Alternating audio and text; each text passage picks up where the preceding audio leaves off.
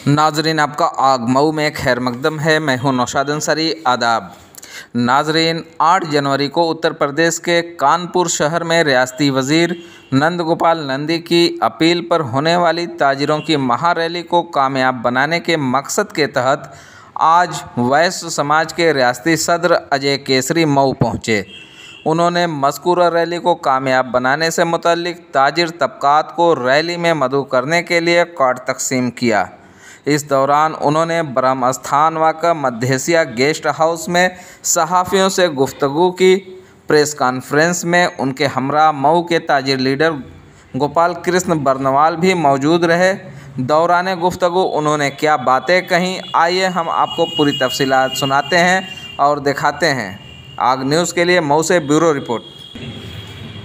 आगामी 8 जनवरी को आगामी 2022 का एक आयोजन व्यापारियों का महासम्मेलन के रूप में कानपुर के निराला नगर में रेलवे ग्राउंड में आयोजित किए हैं, जिसमें पूरे उत्तर प्रदेश से हमारे व्यापारी भाइयों का महासम्मेलन होगा, जिसके मुख्य अतिथि हमारे मुख्यमंत्री आदरणीय योगी आदित्यनाथ जी और कैबिनेट मंत्री हमारे पीयूष गोयल जी हैं।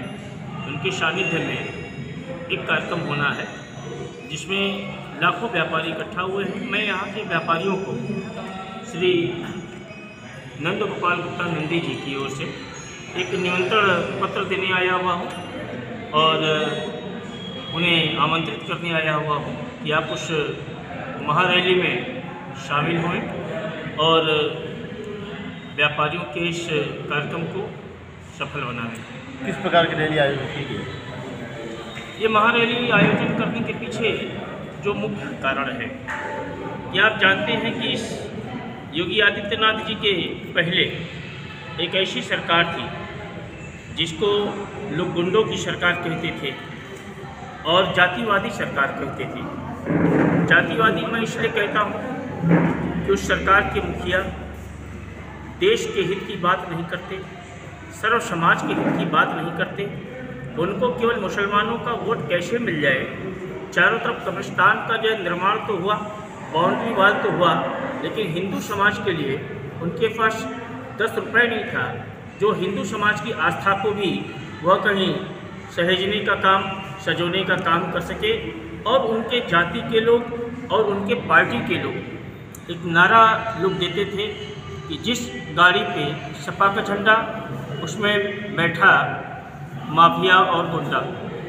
तो ऐसे माफियाओं से, ऐसे गुंडों से व्यापारियों के जान माल की रक्षा करने के लिए एक संत जो जिनके पिताजी का देहांत हुआ और कोविड के अंतराल में, कोविड के कार्यकाल में वह जब उन्हें यह मालूम हुआ कि पिताजी का देहांत हो गया तो वह इस बारे में कोई चर्चा नहीं की और यथावत कोविड की सुरक्षा हो सके, कोविड से सुरक्षा हो सके, इसलिए उन्होंने कभी अधिकारियों की मीटिंग से हटने का कार्य नहीं किया। और जब मीटिंग से उन्होंने खाली होने पर अपनी माँ को एक पत्र लिखा, जिसमें उस पत्र में कहा गया था कि माँ, मैं इस वक्त उत्तर प्रदेश के मुख्यमंत्री के रूप में राज धर्म का पालन कर रहा हूँ, इसलिए पुत्र धर्म का पालन करने के लिए अभी मैं नहीं आ सकता। जब उत्तर प्रदेश की जनता के सेवा कार्य से संतुष्ट हो जाऊंगा, हमारे उत्तर प्रदेश की जनता राम राज्य को महसूस करेगी, तब मैं शायद पुत्र धर्म के पालन के बारे में सोच पाऊंगा। ऐसे योगी, ऐसे महर्षि जिन्हें ये कहने में जरा भी गुरेज नहीं होता कि मैं कुर्ता पहना हूँ, मैं लुंगी पहना हूँ। ध्यान रखना अधिकारियों, ध्यान रखना उत्तर प्रदेश के नेताओं कि इसमें जेब नहीं है। ईमानदारी हमारे शासन का मूल मंत्र है। सुरक्षा व्यापारियों की हो, ये मेरा मूल मंत्र है।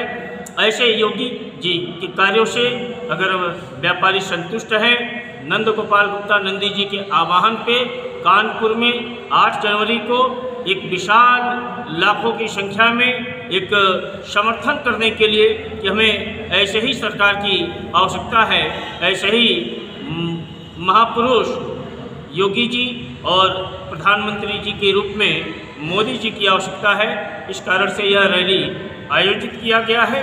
और एक विषय और है कि हमारे व्यापारी समाज कभी भी अपने व्यापार से खाली होकर के नहीं निकलते थे, लेकिन श्री नंद गोपाल गुप्ता नंदी जी के आह्वान पर इस सरकार के कार्यों से खुश होकर के लाखों लाख की भीड़ लेकर के कानपुर के ग्राउंड में 8 जनवरी को उपस्थित होंगे। मैं इसी बात का निमंत्रण देने के लिए आज मऊ चल करके आया हुआ हूँ। आप ये बताएं कि जिस देश का प्रियम्बल जो है सेकुलर स्टेट की बुनियाद पे हो, वहाँ राम राज की कल्पना कैसे की जा सकती है? राम राज्य एक कल्पना मैं इसलिए कहता हूँ, जातिवादी से नहीं जुड़ा है। हम लोग जो है बचपन से अपने स्कूलों में धर्म ग्रंथों में सुनते चले आ रहे हैं। राम राज्य का मतलब जहाँ चारों ओर लोगों की संतुष्टि हो, मन में भय न हो, हमें जो है व्यापार करना है, मैं सुरक्षित हूँ, इसका तात्पर्य है राम राज्य। कोई जातिवादी और राम का नाम लेने से मेरा तात्पर्य ये नहीं है कि हम मुसलमान हमारे अलग हैं, यादव हमारे अलग हैं और हिंदू अलग हैं। हम सब मिलकर के इस देश को धर्मनिरपेक्ष के रूप में चलाते हैं, लेकिन राम राज्य हम शांति के लिए कहते हैं। एक तरफ आप कहते हैं कि गुंडा राज खत्म हो गया, वहीं दूसरी तरफ जो रिपोर्ट्स आ रही है क्राइम की उत्तर प्रदेश में बढ़ी है, तो कैसे आप कह सकते हैं कि मतलब गुंडा राज का सफाया हो गया? आप ये बात पूरी तरह अच्छी तरह से जानते हैं कि उत्तर प्रदेश के अंदर जिन माफियाओं के ऊपर किसी सरकार के द्वारा कार्रवाई करने की हिम्मत नहीं होती थी, आज उन माफियाओं का बुलडोजर लगा करके बिल्डिंगें गिराई जा रही हैं, उनको कमज़ोर किया जा रहा है। तो ये हमारी जानकारी में आज केवल योगी आदित्यनाथ की सरकार ने ऐसा किया है, जिसके पहले की कोई सरकार ऐसा करने का हिम्मत नहीं जुटाती थी। मुख्तार अंसारी हमारे 5 बजे विधायक रह चुके हैं, इन पर क्या कहेंगे आप? तो मुख्तार अंसारी साहब जो है विधायक हैं। किस कारण से विधायक हैं हम तो ये जानते हैं कि पहले के नेता लोग माफियाओं को अपने बगल में बैठाते थे, उनकी सुरक्षा करते थे, जेल जाने से बचाते थे और बूथों का कब्जा करवाते थे। और जब इन लोगों को लगा कि हमारे कारण से ये नेताजी विधानसभा के सदस्य होते हैं, लोकसभा चुनाव जीतते हैं, तो वो नेताजी को धक्का मार करके कुर्सी से बगल में फेंक दिए और जो बूथ कब्जा करके दूसरे को विधायक सांसद बनाने का कार्य करते थे, वह स्वतः अपने लिए बूथ कब्जा करना, लोगों में भय पैदा करना और गुंडागर्दी माफियागिरी से अर्जित किए हुए धन से उन गरीबों को खरीद देना, धमका करके उनका वोट ले लेना, यही सब जो है बदलाव अब देखने को मिलेगी। योगी सरकार में एक तरफ आप कह रहे हैं कि भय मुक्त है, वहीं दूसरी तरफ धर्म संसद करके और एक विशेष समुदाय को मारने की बात कही जाती है। आप उसको किस नज़रिए से देख रहे हैं? कहीं कोई ऐसा आप प्रूफ नहीं दे सकते कि किसी धर्म को मारने की बात हम करते हैं। धर्म संसद में बातें आई हैं, मुकदमा भी हो गया। धर्म संसद में जो लोग बातें अपनी रखे हैं, सैकड़ों लोग होते हैं, अलग अलग विचारधारा के होते हैं। योगी जी उस धर्म संसद में खड़ा होकर के अगर बोले हों तो आप ये बात कह सकते हैं कि वो हम किसी के खिलाफ भी बात करते हैं। योगी जी की जो भी बात होंगी कानून के अंदर होगी और सभी के रक्षा की बात होगी। आज जो है गरीबों को अनाज बांटा जा रहा है। आपको मैं बता दूं कि गरीबों के अनाज बांटने में जो भी लोग सबसे ज़्यादा लाभान्वित हो रहे हैं, आप पता कर लीजिएगा, मुस्लिम समाज। कहीं ऐसा तो आप नहीं देखेंगे कि जब मुस्लिम को पूछ करके कि आप मुस्लिम हैं, आपको जो है मैं मकान नहीं दूंगा, आपको मैं शौचालय नहीं दूंगा, आपको मैं राशन नहीं दूंगा, ऐसा कोई प्रमाण नहीं मिलेगा। आप आइए, आप गरीब हैं, मैं आपकी सेवा करने के लिए तत्पर हूँ। किस जाति से हैं, किस धर्म से हैं, किस जगह के रहने वाले हैं, ऐसा कहीं आपको नहीं मिलेगा। मीडिया पे एक संकट आया है, जैसा कि आप भी जानते हैं। मोदी जी के संसदीय क्षेत्र में मिड डे मील में नमक और रोटी, दाल रोटी खिलाते हुए दिखाया गया, उनको UAPA लगा के अंदर कर दिया गया। इसको किस तरीके से आप देखते हैं? आपको बता दें कि ये जैसे हमारा ये शरीर पूरी तरह स्वस्थ है और स्वस्थ शरीर में हाथ के अंदर 5 अंगुलियाँ हैं, कोई छोटी है, कोई मोटी है, कोई बड़ी है। तो ऐसा एकाध घटना कहीं अगर देखने को मिल जाए तो ये आश्चर्यजनक बात नहीं है, इसलिए कि कभी मेरा शरीर स्वस्थ रहता है, कभी बीमार भी रहता है। अगर एक दिन के लिए बीमार हो गया तो मैं पूरी तरह से बीमार घोषित हो जाऊं, ये ठीक नहीं है। नेताओं का बयान बड़े उल्टे पलटे आ रहे हैं। ऐसे में एक सपा के प्रदेश सचिव हैं राव सुधाकर यादव जी ने एक मुख्यमंत्री और मोदी जी पे, प्रधानमंत्री पे बड़े बड़े बयान बोले हैं। अवध टिप्पणी केस पे क्या कहेंगे? देखिए, जैसे संस्कार वैसी बातें। मैं किसी को खराब नहीं कहूँगा। जिसकी माँ ने जैसा संस्कार दिया, जिसके पिता ने जैसा संस्कार दिया, वैसा हम जो है बोलेंगे, वैसा हम सोचेंगे। और एक बात और मैं बता दूं, इस बार सरकार ने व्यापारियों को, वैश्य समाज के लोगों को भारी संख्या में अपना विश्वास करके प्रत्याशी बनाने का कार्य करे। मैं इसके लिए भी भारतीय जनता पार्टी के अपने वरिष्ठ नेताओं से आग्रह करूंगा, इसलिए कि भारतीय जनता पार्टी के अंदर लोकतांत्रिक स्थिति है, कोई नेता नहीं है। इसमें ऐसा कुछ नहीं है कि राजा के पेट से, रानी के पेट से ही राजा पैदा होगा। यहाँ जो कार्य अच्छा करेगा उसी को कार्य करने का अवसर मिलेगा। हमारा वैश्य समाज बहुत सज्जन समाज है। हमारे वैश्य समाज व्यापारी समुदाय की भी कुछ आवश्यकताएं हैं।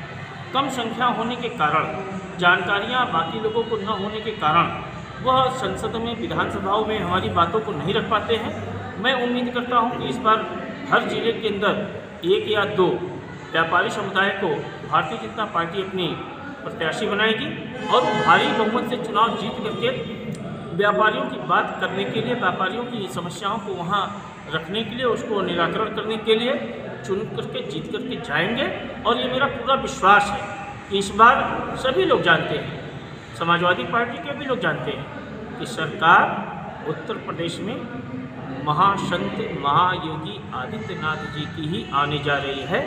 ऐसा उत्तर प्रदेश के सभी धर्म के लोग मन बना लिए हैं। केवल राजनीतिक कारणों से जो नेता दूसरे विपक्षी दलों में राजनीति कर रहे हैं, काम कर रहे हैं, वह नहीं मानेंगे। बाकी जनता के बीच में, आप जब मुसलमानों के भी बीच में चले जाइए और उनके दिल से पूछिए कि आपके संकट काल में, कोरोना काल में, आपके गरीबी में, आपके घरों में अगर कोई सहयोग करने आया है तो भारतीय जनता पार्टी के लोग काम करने आए हैं।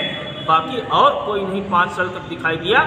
इसलिए विश्वास के साथ इस बार हम 300 पार करेंगे, ये मेरा पूरा विश्वास है। अगर सपा कहते हैं कि हमने कोरोना काल में सबसे ज़्यादा घूमे हैं, सबसे ज़्यादा हमने प्रयास किया, 2-4 फोटो दे दें। सपा के जो नेता हैं वो भाजपा के लोगों से लेकर के अनाज उस वक्त घर में खाना खाए हैं और बच्चों को जिलाए हैं। ये मैं दावे के साथ, फोटो के साथ दिखा दूंगा। कोई उनकी पार्टी का सेवा क्या करेगा, वो सेवा करने के लिए भाजपा और संघ के लोगों के पास फ़ोन करते थे। सर, कोरोना काल में 500 रुपये की मदद सरकार की तरफ से दी गई, लेकिन वहीं दूसरी तरफ आप देखेंगे 2000-5000 रुपये की गाड़ियों पे चालान काटी गई, तो फिर कहाँ मतलब सेवा भाव हुआ? देखिए, जो चालान काटने का काम है, पैसा वसूलना और सरकार का उद्देश्य तो नहीं है। मैं ये कहूँगा कि जैसे हम कोरोना से बचाव के लिए सरकार काम कर रही है और कोई अगर बीच में आकर के कोरोना को बढ़ाने का कार्य कर रहा है तो उसके लिए थोड़ी शक्ति की आवश्यकता पड़ती है। आप अगर बेटे को डराएंगे नहीं तो कहीं न कहीं गलत रास्ते चला जाएगा। इतना ही भर रोकने की आवश्यकता थी, जिसके लिए ऐसा किया गया होगा। मेरी जानकारी में ऐसा है नहीं। जीएसटी के लोग व्यापारियों में बड़ी नाराजगी है, इस पर क्या कहेंगे आप? कहीं व्यापारी नाराज नहीं है। आपको हम बता दें कि भारतीय जनता पार्टी व्यापारियों की सरकार है, बनियों की पार्टी है। और जो नाराज़गी है, मैं आपको विश्वास दिलाता हूँ, व्यापारी जो है हमारे परिवार के सदस्य हैं, वैश्य समाज के लोग हमारे परिवार के सदस्य हैं। हम मिल बैठ करके काम करते हैं। अभी आपको मालूम होगा कि हमारी वित्त मंत्री जी कपड़े पर 12% जीएसटी हो गई थी। यही सवाल हम आना चाह रहे थे, हम जो है 5% पुनः कर दिए। ये क्यों चुनाव के डर से किया गया है? नहीं, हमारी बातों को सुन करके। और दूसरी बात एक और है कि जो जीएसटी है वो व्यापारियों से पूछ करके, एक कमेटी है, राय ले करके तभी इस पर कोई कार्य होता है। अभी आपको एक जानकारी हम दे दें, तमाम जगहों पर अपना मंडी समिति को लेकर के चर्चाएं आई हैं। हमारे व्यापारी मंत्री श्री नंद गोपाल गुप्ता नंदी जी मुख्यमंत्री जी के साथ वार्ता की और उन्होंने बता दिया कि ये कहीं पर व्यापारियों की भावनाओं को ठेस पहुंचा करके लागू नहीं किया जाएगा। जैसा व्यापारी चाहेंगे उसी प्रकार से हमारी सरकार कार्य करेगी। सरकार जो है हमारी पार्टी का है, यहाँ की जनता का है, किसी के निजी घर का नहीं है। जैसे बाकी पार्टियों में पार्टी जो निजी घर का होता है, जिसका पार्टी होता है, उसके अलावा उस पार्टी में कोई नेता नहीं होता। यहाँ पर अगर मुख्यमंत्री जी अच्छा हैं तो उनको पुरस्कार के तौर पे सम्मानित करके जनता पुनः सरकार में लाएगी। अगर अच्छा नहीं है तो हमारी व्यापारियों की आवाज़ पार्टी में सुनी जाएगी। बुनकरों का जो मामला है, व्यापारियों से जुड़े हुए सीधे बुनकर हैं, तो यहाँ पे बुनकरों का फ्लैट रेट जो था 72 रुपया, उसको योगी गवर्नमेंट ने उस पर रोक लगा दी। उसके बाद अब बिजली महकमा की तरफ से आरसी काटने की एक सूचना मिल रही है, तो उस पर आप क्या कहना चाहेंगे? देखिए, बुनकर समाज को एक छूट जो मिलती है वहाँ तक उनका कोई पैसा नहीं लगता। उत्तर प्रदेश सरकार किससे टैक्स लेती है? व्यापारियों से। मैं आपको बता दूं, बुनकर समाज का जो छूट है कहाँ से जाता है? व्यापारियों के टैक्स से जाता है। व्यापारी कहाँ से लेते हैं? आम जनता से लेते हैं। ठीक है, तो वही पैसा कहाँ जाता है? बिजली पे जाता है। तो हम उतना ही बिजली दें कि उत्तर प्रदेश की सरकार भी चल सके और सामान्य आदमी पर टैक्स की बोझ भी न पड़ सके। और आपको मालूम होना चाहिए कि अनिल धवन जी ने इस पर कार्य भी किया है। क्या उम्मीद करें बुनकर समाज के लोग? बुनकर समाज जो है भारतीय जनता पार्टी के साथ खड़ी रहेगी। ये आपको देखने को मिलेगा। हर बुनकर सुरक्षा चाहता है, हर बुनकर समृद्धि चाहता है, हर बुनकर अपने विपरीत परिस्थितियों में सहयोग चाहता है, जो भारतीय जनता पार्टी की योगी आदित्यनाथ जी की सरकार लगातार उनके लिए करते चले आ रही है। ठीक है। उत्तर प्रदेश में विधानसभा के चुनाव होने वाले हैं। ऐसे में अखिलेश यादव और आपने किसानों के लिए 300 बिजली फ्री यूनिट की घोषणा की है, इस पर आपकी सरकार क्या करेगी? देखिए, अखिलेश यादव थोड़ा सा वो दिग्भ्रमित हो गए हैं। वो अगर उनको मालूम हो जाए कि उत्तर प्रदेश में कुछ भी करने से वोट मिल जाएगा तो कहने से पीछे नहीं रहते, भले ही उसका कोई वजूद न रहे। अभी बिजली बंटवाएंगे, फिर जूता बंटवाएंगे, फिर कहेंगे कपड़ा बंटवाएंगे, एक दिन दिमागी रूप से ध्वस्त हो जाएंगे। चुनाव के पहले ये व्यापारियों की जो रैली हो रही है, ये रैली नहीं रैला होने जा रही है। और रैला नहीं, महाकुंभ का मेला होने जा रहा है। जिस दिन 8 जनवरी को व्यापारियों की रैली होगी नंदी जी के नेतृत्व में, उसी दिन अखिलेश यादव अपने को हारा हुआ सिपाही समझ करके चुनाव मैदान से हट जाएंगे।